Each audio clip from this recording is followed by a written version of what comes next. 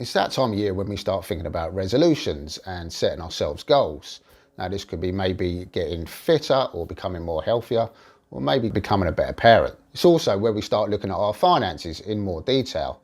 Now this could be maybe paying off some debts or earning extra cash. So stick around, because in this video I'm going to be going over 6 side hustles anybody can do to earn extra income. I've used many of these side hustles over the years and still do. So I'm going to be listing these in terms of difficulty from my own personal experience, with the easiest and most accessible being first. So the first one on the list, I'm going to give it a 1 out of 10 on the Richter scale. And this is selling goods on a secondhand website like eBay or Etsy, or maybe something like Vinted. It's really easy to get started, as most of us has already got an eBay account. So the first place we want to look to sell stuff on eBay is stuff that we already own. That could be clothes, it could be electronics, it could be your children's toys that they've grown out of. The second place that I recommend that you get stuff to sell online is to go to yard sales. Now this could be someone's backyard, be on a bigger scale, for example like a market where they've got hundreds of sellers. Now this could be from boot sellers that want to get rid of their old items, or from professional sellers that do house clearances and they need to sell all the items before their next job. So if you're looking to make an extra $1,000 a month, selling on eBay is something I really recommend. Number 2 on my list, with a Richter scale of 3 out of 10, is buying and selling second-hand cars. There's 2 places I recommend you should buy from. Now, number 1 is a second-hand car website, for example Auto Trader, and number 2 is going to an auction house. Now the former gives you a better chance to inspect the vehicle and take it for a proper test drive. Now this might mean that you might not get it as cheap as what you would at an auction house, but at least you get the chance to spot any potential mechanical problems that might reduce your profit when you sell it in the future. So as I mentioned earlier, the other place that you could buy from is from an auction house. Now this normally means you won't get a chance to inspect the vehicle properly.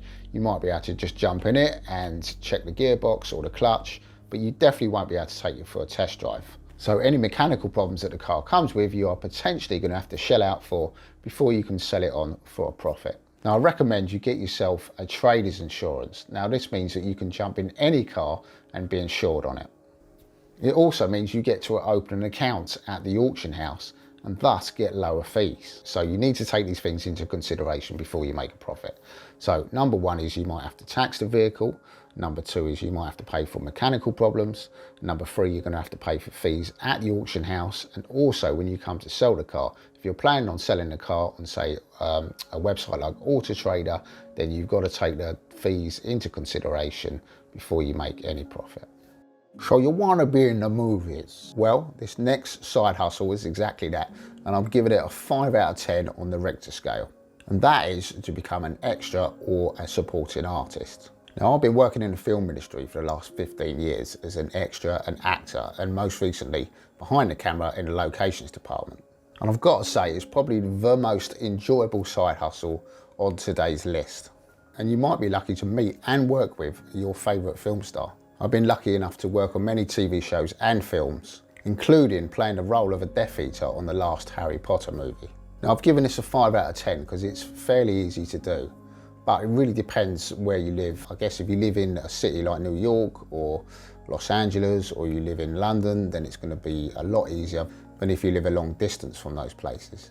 So I'd suggest you do some research, find out the agencies, get some photos done and apply. Now the great thing is if you're on location, breakfast and lunch is generally provided.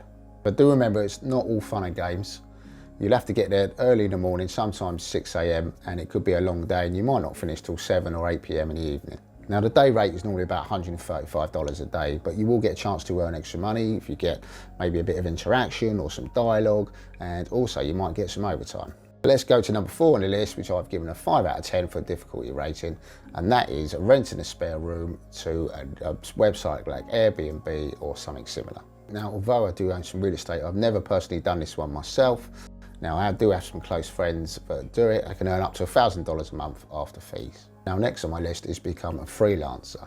So if you've got a skill or a talent, you can say for like editing or photography or building websites or designing logos. Great thing is you normally get paid up front before the work is completed. The other thing you can do is you can join like a physical agency, be a musician. You can go and do weddings and corporate events. You might be a children's entertainer, or maybe you've got a magic act, maybe you're a comedian, anything like that. You can join up to an agency and tell them what your talents are and see if they can get you some work. So next on my list with a 7 out of 10 on the Richter scale is to become a stock market trader. Now this is something I've been doing since about 2013 with some reasonable amount of success. So this means you'll be proactively looking for shares to buy and sell on at a higher price for a profit.